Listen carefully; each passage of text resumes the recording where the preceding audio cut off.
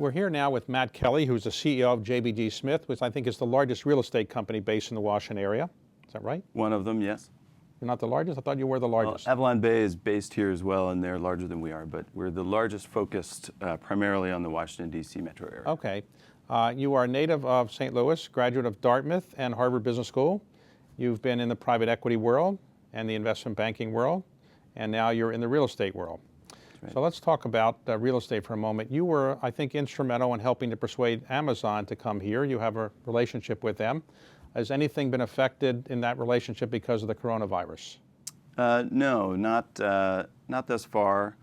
We have a lot of customers, a lot of tenants in our portfolio, and thus far each business they're all making different decisions about their own operations, but we've had no real hiccups in any of those operations. Now, you're a publicly traded company? We are. What's your market value? Well, right now, what was it's a little lower than it was a month ago, but plus or minus $5 to $6 billion, depending on which trading day you're counting. Okay, so if you were going to sell a building 2 months ago and hadn't yet closed, but you had agreed on a price, would you expect that that person would go forward at the same price, or we'd expect a renegotiation at this point? I think it depends on the asset. We're generally in the office and residential business. We do own one hotel. We're within the public company. We're not selling any hotel. We're not selling our hotel asset. I think it would be very challenging to maintain pricing on a hotel asset right now, just given the obvious impact this will have on group business and travel generally. And I think it's safe to say that most buyers in the market these days will probably pause to assess how bad is this going to get, and will there be better buying opportunities later. How many employees do you have? We have about 1,000 employees. And are they working from home? Are they working in the office? What are they doing now? So some of those employees are customer facing, and those employees are continuing to maintain those roles. The employees in our corporate office are working from home. We do not have any confirmed cases amongst our staff, field or corporate, but we made a decision not to wait until that happens because we believe that's inevitable. And if we wait until it happens, then the horse is out of the barn, and we really haven't done enough to try to slow the spread of this so that we're not straining the healthcare system. So right now, are you operating your buildings any differently than before? Are you giving more hand sanitizer to people? What are you doing? We're doing a number of things. We've instituted some new training protocols for our staff to deal with companies that report when they have cases or when they believe they may have individuals exposed. We've implemented more stringent cleaning measures, disinfectant measures, swapping out HVAC system filters, bringing in extra layers of environmental cleaning services in the case of actual confirmed infections, which we have had to deal with on a couple of occasions. We've encouraged a number of our tenants. We have over 100,000 customers, and so we've encouraged a number of the tenants in our apartment buildings, if they have a non-emergency maintenance issue, to please wait to have it dealt with so that our staff can deal with other issues.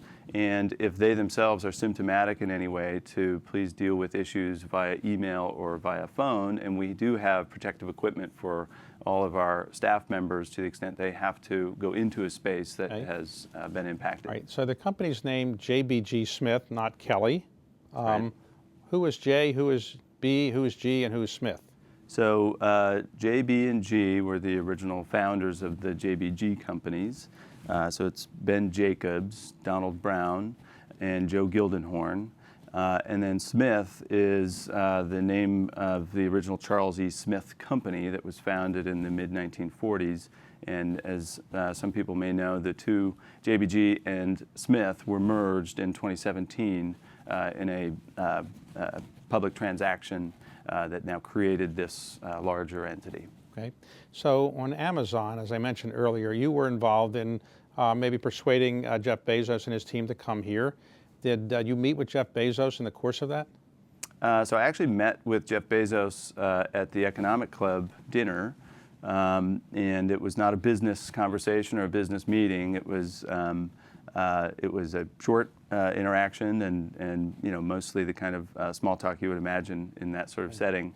I know that he and his senior team were obviously very close to the decision making, but they were not on the front line, and so we were dealing with a team of folks that report to the senior team. But so the Economic Club of Washington doesn't deserve a finder's fee, as you're saying, or we do? I think he can claim fee? some credit. I think he had a good experience when he was here, and that's not a bad thing. So are you building buildings for them? Is that what you're doing now? We are. So we are underway now with the first phase of their first 4 million feet of new buildings, and that first phase is a little over 2 million square feet, expected to deliver in 2023, and that's multiple buildings that will all come out of the ground all at one time. Now the land on which you're building this was land that I guess came from the Smith Company initially? That's correct. And these were former railroad track lands, is that right, more or less, in Crystal City? Or? Industrial uses, warehouse uses, Okay. low density uses for a very long time. Okay, so how many employees will actually come to the Washington area, metropolitan area, as a result of the buildings you're building?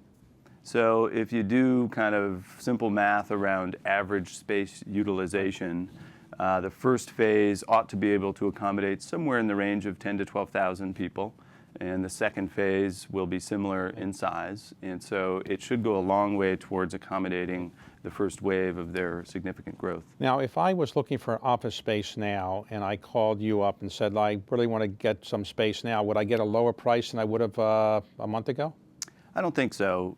These sorts of episodes tend to have short-term impacts, but not really long-term impacts. And when you're talking about office space, you're generally talking longer-term contracts, longer-term leases.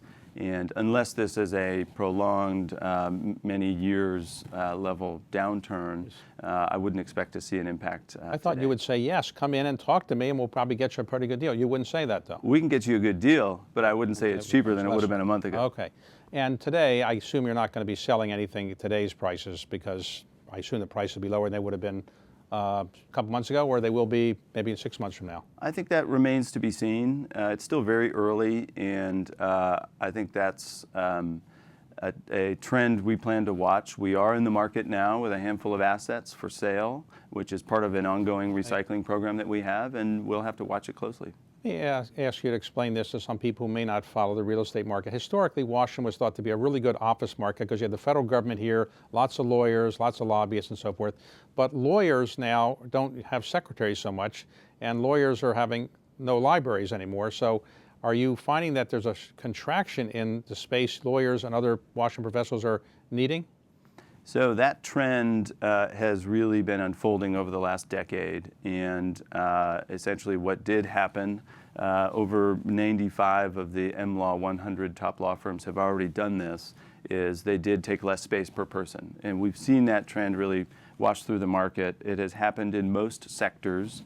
The federal government is about 50% of the way through what we call right sizing. And in many cases, what tenants have done is they've opted to move to a new building because they can be more efficient, they can afford to pay a little more rent and still have the same occupancy cost per person.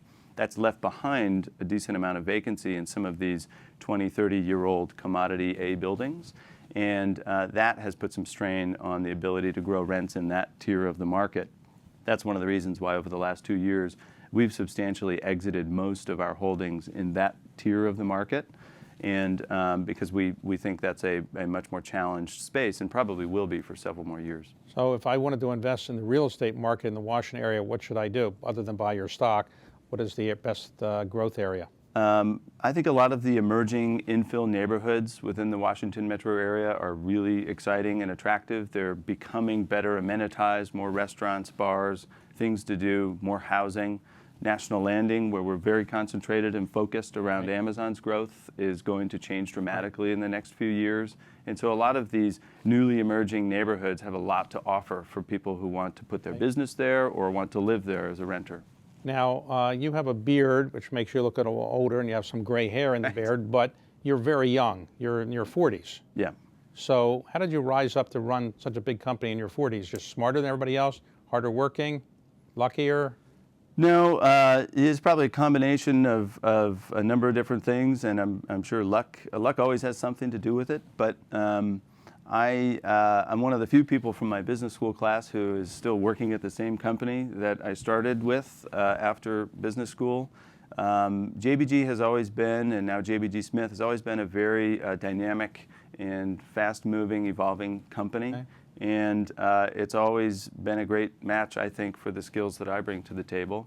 And so for as long as the team needs me and benefits from what I bring, I think it'll continue to be a great place. Now, you've been a leader in getting people of lower income to have better housing and so forth. What are you doing in that area right now? What is it just called? So we launched an initiative called the Washington Housing Initiative about 2 years ago, and along with that, we organized a lending vehicle that allows us to channel Community Reinvestment Act funds from big banks to provide essentially subsidized financing so that nonprofits can better afford to acquire existing apartments and put covenants in place to keep them affordable. And this is important because a lot of the people who fall into that category of what we call workforce renters, middle-income renters, don't qualify for a lot of the existing assistance programs, but they still can't afford the rent in a lot of these closer in neighborhoods. And so we put in place a vehicle to help them do that so that they can live closer to work and have a better chance of keeping the jobs they have or getting some of the jobs that are available in those locations. Now, you have younger children? I do have four. 4 young children. What are their ages? 5, 5, 7, and 10. So are they staying at home? Are they going to school? Their school was put on early spring break as of the end of the day today. And so they will be home with us for the next 2 weeks. Is that a cause of joy for you and your wife? You know, it's like all things, it's a mixed experience. There will be some highs and there will be some lows. We were already planning on spring break, which, you know, we were going to travel internationally, which we're now not going to do. And so we're coming up with a list of daily activities that will keep everyone busy and occupied. It's another reason why we made the decision to ask people to work from home is because a lot of our colleagues are in the same boat. And we have a fairly young team. A lot of them have young kids. And many people don't have the child care in place to deal with their kids being at home. So how do you explain to 2 5-year-olds what's going on? We really don't. The 5-year-old is really not that equipped to deal with it. What about your other children? Our older kids are more aware of what's going on, and thankfully, you know, children are not as susceptible to this as they are the flu, for example. So we're less worried about them from an illness standpoint, but we are encouraging hand hygiene and all of the other things. And we're trying not to scare them because there's a lot of news out there that is, I think, scary for younger kids who can't fully process, you know, what does this mean? But it's okay for young kids to have friends over at their age? We think so. You know, of course, you feel a little strange, you know, asking, you know, have you just gotten back from Italy or China or anywhere like that where they have a higher caseload? But I think if you're at home with your children and you don't do play dates, then it's going to be even more challenging to keep them entertained. So if you have young children at home, you are more predisposed to want to get back to the office sooner rather than other people, I assume. I think there's some truth to that. Right. Matt, thank you very much for coming in and giving us an overview of your company and what you're doing. Thank you, and I appreciate the Economic Club and you for doing this. Thank you. Thank you.